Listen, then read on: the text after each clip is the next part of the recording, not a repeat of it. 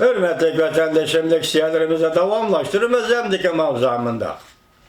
Yaka mavzudun birinci islaş kimen 19. yıl 11. ayının 22. günü hepti gücüme. Endeki mavzumunda. Cüngona musulmanların ezerbent kılışını kandak teşkillegeldi ki, Paşkalın gammatı riyallada aşkarlandı.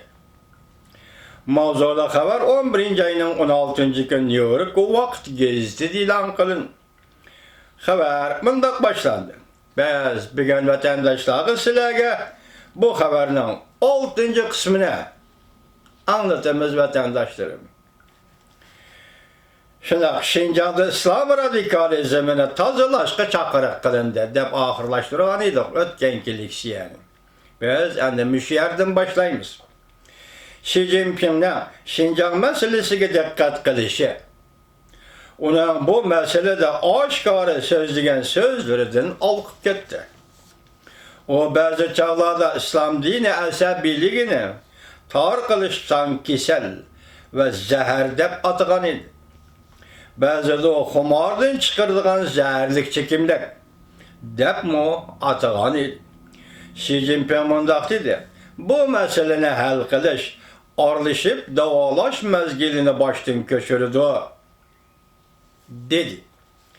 Dini itiqat radikal iddialarının kişilerinin royuğu körüstüdüğün tesiri mutlak tüven bölçerleşke bulmay. Xi Jinping 2014 yıl 4. ayda Ürümçi şehirde emel verlağımındaq dedi. O günü onun Şinjan'ı ziyaret kılışının en ahırkı bir günüydü. Emel verlağımındaq dedi.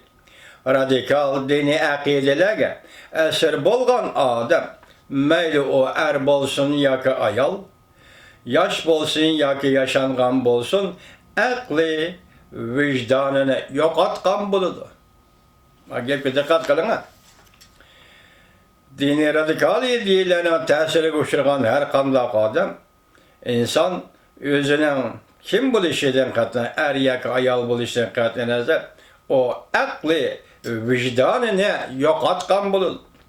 İnsan tabiatını yok atkan bulur. Adam öldürüşke hordar bulur. Bir aydan keyin Beijing'de ötküzülgen rehberi kadrlar yığınıda yana bir katım dini radikalist iddialar doğrusunu toxtalganda bu iddialarning zehirlik iddia şikelligi doğrusunda agahlandırışmadı. Dingi şengen aman zehir jutup olgandek bulundu. Aklı uşunu yoktudu. Her kandak kişinin kılıverdi dedi Xi Jinping. Kiyinki bastırış hareketlerini oylagan Xi Jinping'nin sözleri ki bir neçe abzal sözler kişini çoğuçtudu. O özünün emeldarlarına mundaq dedi. Uygurlarına men istmeydiğin işlerini kılmanlar. Onların dini itiqat hukukunu hürmet kılınlar. Xi Jinping agahlandırıp mundaq dedi. Uygurlar bilen Cungudu mutlak köp sanlı gelleydiğin hanzola oturursu ki, sürkülüşke hadiden ziyada inkaz kaytırmanlar. Hem de Cungudu İslam dinini teltüköz yoktuş tekliflerini red kıldı Xi Jinping. Bölgünçüler zorvan güçle İslam dini bayrağını götürüp Afganlıktan bazılar mundaq hesaplagan. İslam dininin terakkiyatını çekleş. Hatta İslam dininin mevcut bulup turuşunu yok tutuşunu oturup koygan. O Beijing'de ötküzülgen bir katımlık yığında bundaq göz qaraşla bir taraflımılık hatta hata dep görsetken.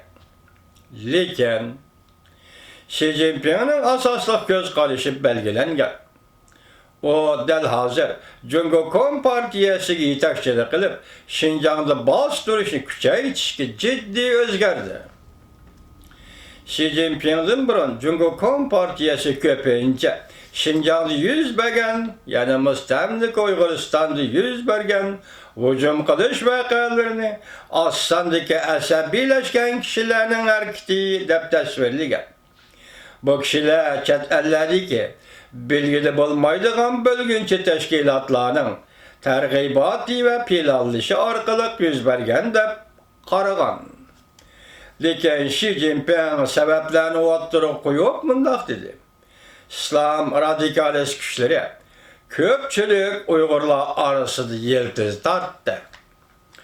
Amaliyotda ko'pchilik Uyg'urlar an'anasiga muvofiq hurmat qilib, 20-asrning 90-yillarida hukumat islom dinini cheklash tadbirlarini yo'l qo'ydi. Lekin yana ba'zi kishilar texnik konservativ adab qoidalarini qabul qilishga boshladi va texnik oshkora diniy e'tiqod faoliyatlari bilan shug'ullanishga boshladi. Xi Jinpingning so'zlari shuni ko'rsatdiki, yani Xi Jinping diniy samimiy sadoqatning yana bir qatam avzaylishidan cho'chib ketdi va buni diniy e'tiqodni boshqarishning bo'shab ketganligi deb qaradi va o'zidan burungi davlat rahbarlarining hushyorlikni bo'shashtirib qo'yganligidan deb bishorat berdi. Gerçi avvalgi Jungo rahbarlari iqtisodni taraqqiy qildirish orqali Xinjiangdagi ulug' davrashni cheklamoqchi bo'ldi. Lekin Xi Jinping uchun bu texi yetishmaydi va ideologiya sohasida masala hal qilishni talab qiladi. Bu rayonda musulmonlarning idisini qayta yasab chiqadigan tirishchanlikni qanot yaydirmoqchi bo'ldi.